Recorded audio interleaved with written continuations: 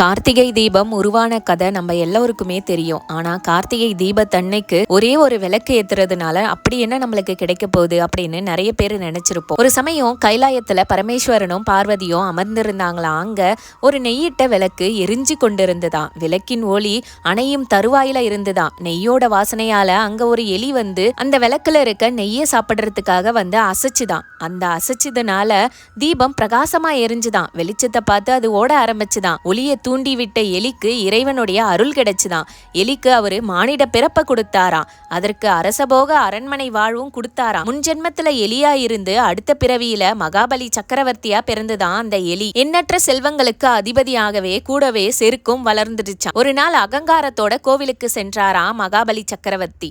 பட்டாடைகளை தரையில புரள விட்டு அலட்சியத்தோட நடந்து போனாராம். அங்கிருந்து அகல் விளக்கின் தீப்பொறி பட்டு சக்கரவர்த்தியின் பட்டாடை எரிய ஆரம்பிச்சுதான். உடலெல்லாம் புண்ணா மாறிடுச்சான். அவருடைய செருக்கும் அடங்கிடுச்சான். இரு கைகளை கூப்பிட்டு சிவபெருமான நோக்கி பிரார்த்தனை பண்ணாராம். தன்னுடைய உடம்புல ஏற்பட்ட ரணத்தை போக்குமாறு வேண்டிக்கிட்டாராம். தீப்பொறியால ஏற்பட்ட ரணத்துக்கு நாள்தோறும் கோவில்ல தீபங்களை வரிசையா ஏற்றி தொழுது கொண்டு வா, காலப்போக்குல உன்னுடைய நோய் தீரும் அப்படின்னு சிவபெருமான் அசரீரியா சொன்னாராம். மன்னனும் மகிழ்ந்தாராம். நாள்தோறும் கோவிலுக்கு சென்று வரிசையா நெய் தீபங்களை ஏத்தி கடைசியா கார்த்திகை மாதம் கிருத்திகை நட்சத்திரத்தில் கூடிய பௌர்ணமி தினத்தன்று இறைவனுடைய திருவுள்ளமும் இறங்க சிவபெருமான் ஜோதி வடிவில வந்து ஒளிப்பிழம்பா நின்னாரா. மன்னனின் நோயும் நீங்கியதான். ஒளி வடிவமான இறைவனை தீபம் ஏற்றி வழிபடுவது எல்லா மங்களங்களையும் தரும். நம்மளுடைய வாழ்க்கையும் பிரகாசமாக்க செய்யும். பல அரசர்கள் கூட கோவில்கள்ல விளக்குகளை ஏத்துவாங்க. கார்த்திகை தீபத்தன்னைக்கு உங்களுடைய வீட்லயும் விளக்கேத்திட்டு கோவில்லையும் போய் விளக்கேத்துங்க. சிவபெருமானுடைய அருள் உங்களுக்கும் கிடைக்கட்டும்.